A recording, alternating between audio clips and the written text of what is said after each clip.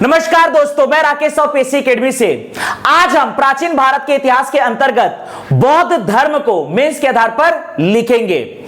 चूंकि यह भारत का इतिहास है, अर्थात यहां से 2 नंबर, 4 नंबर, 8 नंबर तथा 15 नंबर के प्रश्न पूछे जा सकते हैं। तो आज हम डिस्कस करने जा रहे हैं बौद्ध धर्म को मेंस के आधार पर। ध्यान दीजिएगा, मान लीजिए मेंस में प्रश्न आता है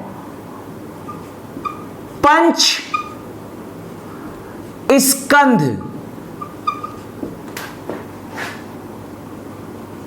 पर प्रकाश डालिए।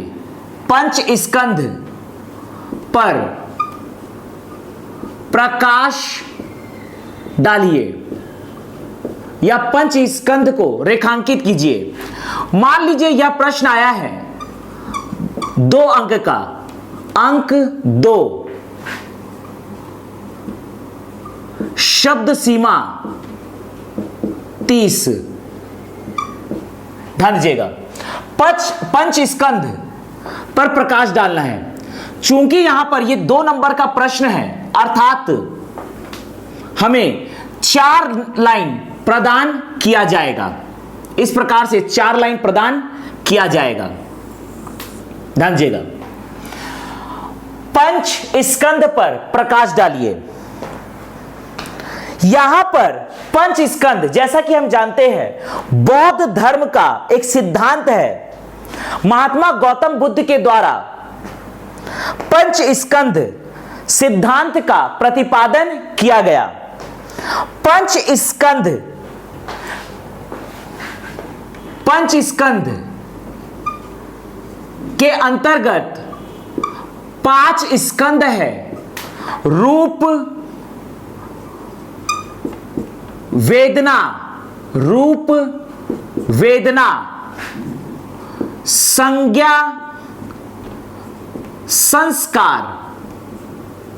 संज्ञा संस्कार व विज्ञान। इन 5 स्कंदों को कहा जाता है पंच स्कंद। बौद्ध धर्म के पंच स्कंद है रूप, वेदना, संज्ञा, संस्कार व विज्ञान। रूप, वेदना, संज्ञा, संस्कार व विज्ञान। सबसे पहले हमने यहां पर शॉर्ट में पंच स्कंद के 5 स्कंदों के नाम हमने यहां पर स्पष्ट किया। रूप, वेदना, संज्ञा, संस्कार व विज्ञान। बौद्ध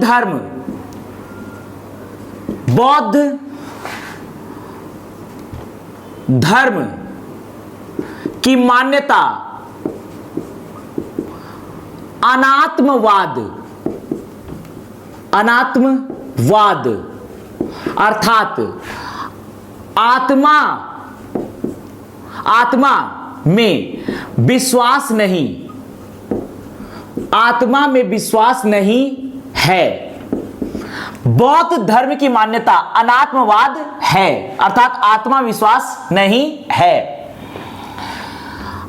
आत्मा केवल, बौद्ध धर्म के अनुसार आत्मा केवल पंच स्कंध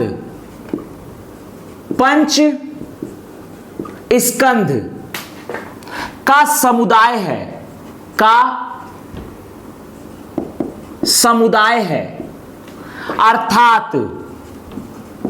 अर्थात रूप, वेदना, संज्ञा, संस्कार व विज्ञान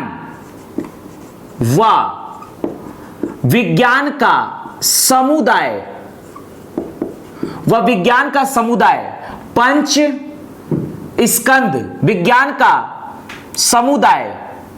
ये 5 है पंच स्कंद, रूप, वेदना, संज्ञा, संस्कार और विज्ञान का समुदाय आत्मा है। इन्हीं के समुदाय को आत्मा कहते हैं बौद्ध धर्म के अनुसार। मान लीजिए यही प्रश्न आता है 4 नंबरों के लिए, अर्थात हमें 60 शब्द लिखने हैं, तो हमें 6 लाइन प्रदान किए जाएंगे इस प्रकार से। तो आगे हम लिख सकते हैं गौतम बुद्ध के अनुसार, गौतम बुद्ध गौतम बुद्ध ने नित्य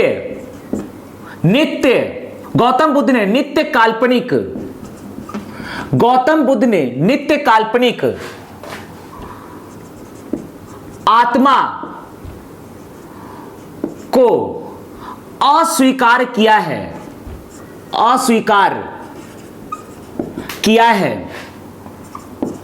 जबकि अनित्य व्यवहारिक आत्मा को स्वीकार किया है। यह बौद्ध धर्म या दर्शन का सिद्धांत है। पंच स्कंद बौद्ध दर्शन का सिद्धांत है। तो इस प्रकार से हमने 4 नंबरों के लिए डिजाइन किया। मान लीजिए यही प्रश्न आता 8 नंबर, अर्थात हमें कुल 100 शब्द लिखने होते, तो हमें कुल 10 लाइन प्रोवाइड किया जाएगा। यहां पर इसे लिखने के लिए हमें कुल 10 लाइन प्रोवाइड किया जाएगा। 4 लाइन हमारे पास और आ जाएंगे तो हम 100 शब्द का आंसर डिजाइन कर सकते हैं। ध्यान दीजिएगा, पंच स्कंद को अब हम यहां पर डिटेल से समझा सकते हैं, रूप को समझा सकते हैं। ध्यान दीजिएगा, पैराग्राफ छोड़कर मैं लिखने जा रहा हूं तो एक शब्द के लायक थोड़ा सा जगह छोड़ेंगे। पंच स्कंद में पहला है रूप को समझाना है। ध्यान दीजिएगा, पृथ्वी वायु जल, अग्नि आकाश, अग्नि व आकाश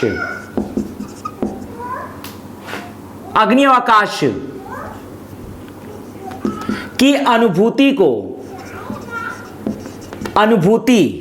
को ही कहा जाता है रूप। दूसरा है वेदना, सुख दुख, ना सुख दुख, इन तीनों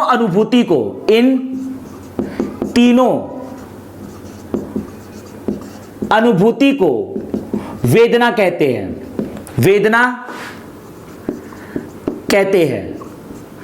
तीसरा है संज्ञा।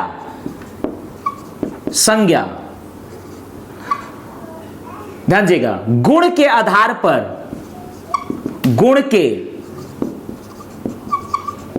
आधार पर नामकरण संज्ञा कहलाता है।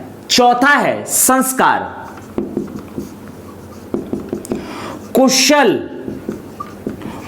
कुशल व अकुशल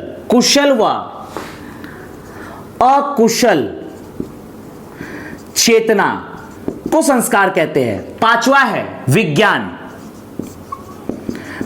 का अर्थ है तार्किक वास्तविक प्रत्यक्ष ज्ञान, यह सिर्फ लिख सकते हैं तार्किक ज्ञान। यह है आपका विज्ञान। तो पंच स्कंद को हमने यहां पर 8 नंबरों के लिए डिजाइन किया। पंच स्कंद रूप, वेदना, संज्ञा, संस्कार व विज्ञान। बौद्ध धर्म की मान्यता अनात्मवाद, आत्मा में विश्वास नहीं है।